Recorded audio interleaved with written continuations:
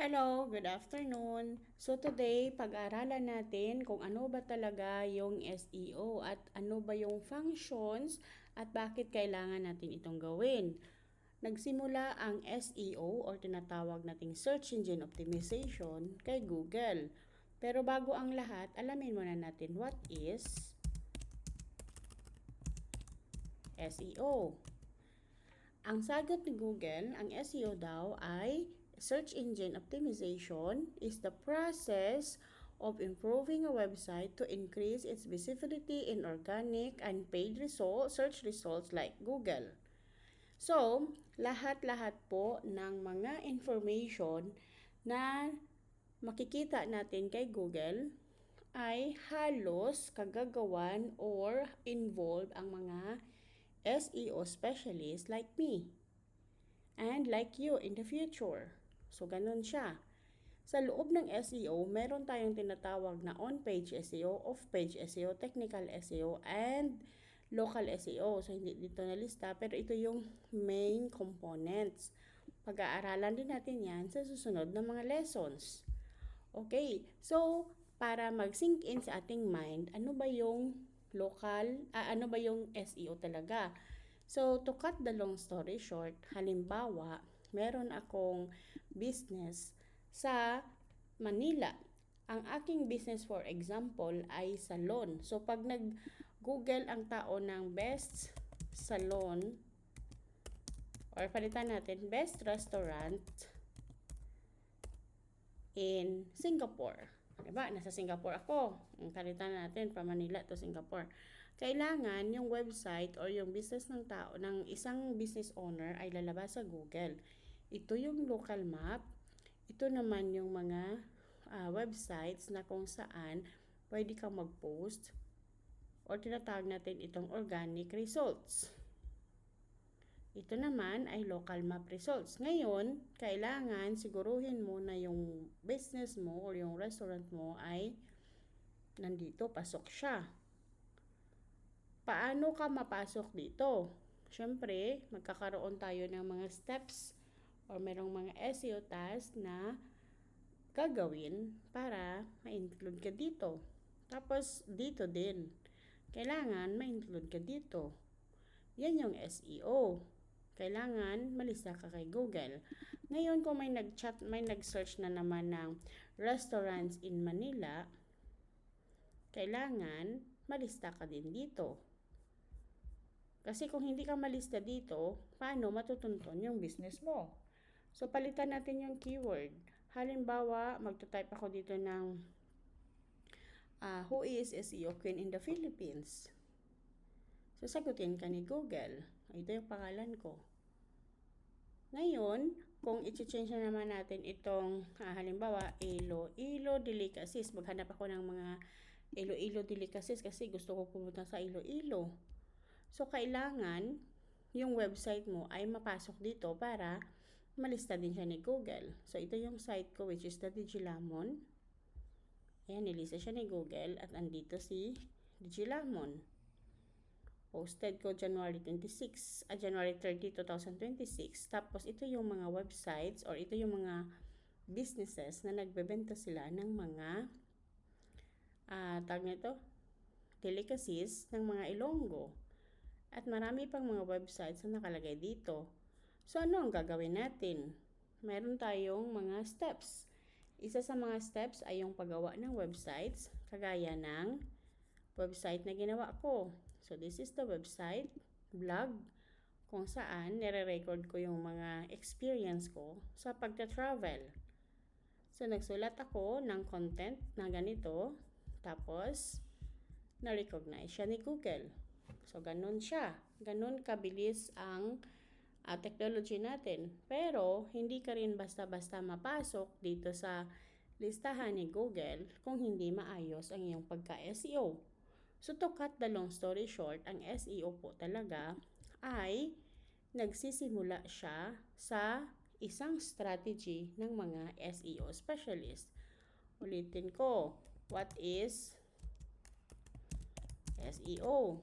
So, ang SEO ay ang process. Hindi siya yung Hindi siya yung magic, kundi process siya para ma-improve ang website mo na makita sa Google ang visibility ng website mo, which is organic, free. Libre lang siya na gawin, libre lang siya na process para malista ka dito sa baba.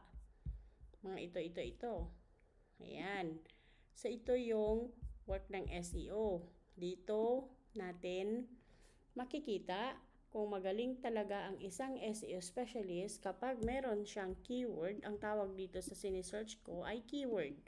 Kapag ka may keyword na nalagay dito, tinype mo, tapos lumabas yung website mo, ganyan yung SEO. So, halimbawa, magta-type ako dito ng SEO Consultants Directory. Ayan. So, kailangan, kung mayroon akong websites na related sa SEO Consultants Directory, kailangan lalabas siya dito. Ito. So, meron tayong second page na tinatawag. Okay, so sa second page, makikita natin itong isa sa mga websites na hinahandle ko, ang SEO Mafia Club. So sa keyword na ito ay nasa second page siya. At ang aking location ngayon ay nasa Singapore. So according sa aking location na naka-Singapore base, ang SEO Mafia under sa keyword na ito ay nasa second page. So ano ang gagawin ko para mapunta sa first page?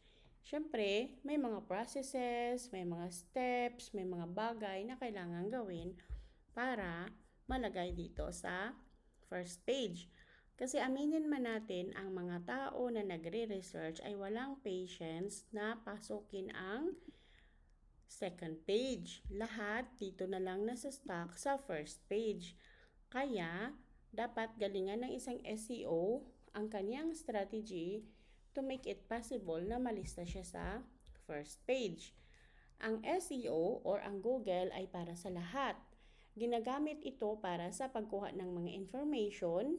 Halimbawa, this keyword, naghahanap siya ng consultants, kaya naghahanap siya ng directory. So ngayon, kung si SEO Mafia nasa second page, according dito sa listahan ko ng Google dito sa akin, ay nasa second page, malayo po sa totoong magaganap or malayo po sa totoong tawag nito, parang ang layo pa.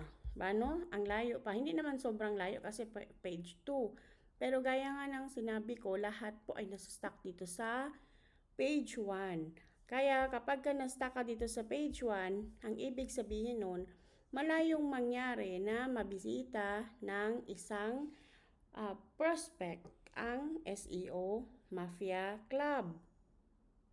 Kaya anong gagawin ko? I-improve ko yung strategy para magkaroon ako ng chance dito. So, okay. Sa side ko naman, magbibigay ako ng example. So, this is my website, jeangray.com.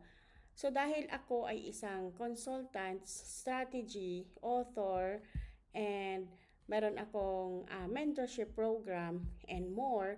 So, kailangan lalabas din ako dito sa Google. So, let's say for example, ang in ngayon, ang ChatGPT.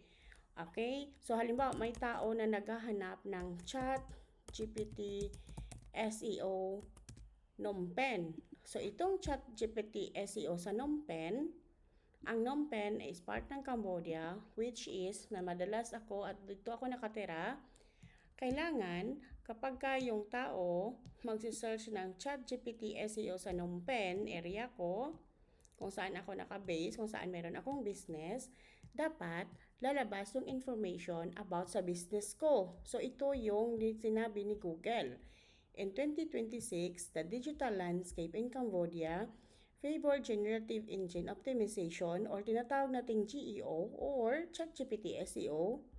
Tapos, dito sa baba, basahin natin, ang nilagay niya dito, key ChatGPT AI SEO agencies in Phnom Penh included Venturich by Ventomedia, which is, this is my business. Ayan, nalista siya. So ngayon, dahil nalista siya, syempre, ang next step nito ay hahanapin ng prospect na client yung company ko. So, magsuscroll down pa yan siya. Sa kanyang pag-scroll down, meron isang website dito na sinatawag niya na Top 10 ChatGPT SEO Agency. Siyempre, i-click niya ito. Kapag kinlik niya yan, bababa siya ulit. Okay? Pero dahil wala siyang patience at hindi siya, ayaw na niyang mag-click sa page 2, nasa stuck na siya dito sa page 1. Ang kanyang gagawin, masa-stuck na lang yung mind niya dito sa number 1. So, para sa kanya, this is the best. Kasi yan yung nangunguna. Tapos, ito pa yung susunod, top 10. Siyempre, masa-stuck na siya dyan kasi ito yung nasa top. Yung mga nasa ibaba ay kumbaga mabaliwala. So, pag pupunta niya dito, mababasa niya ulit. So, this is my post. Sinulat ko din. Tapos, sinasabi dito ay ang Venturich Media. So, ngayon, ang gagawin na lang niya, pag binasa niya ito, i-click niya itong website, o di kaya, ikakopy niya ito, or babalik siya sa Google, tapos ipipaste niya ito, then enter. Ganon. So, paglabas ng ganyan, doon na niya makikita yung website. Yan. So, papasok siya dito, magsasend siya ng inquiry, magkukontak siya, o di kaya magbasa-basa siya, ano yung mga services na ino-offer ng Ventomedia, and doon na mangyayari yung businesses. So, ang tanong, kung hindi ka mag-SEO, makikita ka ba sa Google? Di ba hindi? So, ngayon, kailangan galingan natin. As SEO specialist, galingan natin sa pagtrabaho para magkaroon tayo ng chances na mapasok doon sa loob ng Google. So, yun lang. See you sa next lesson. Bye!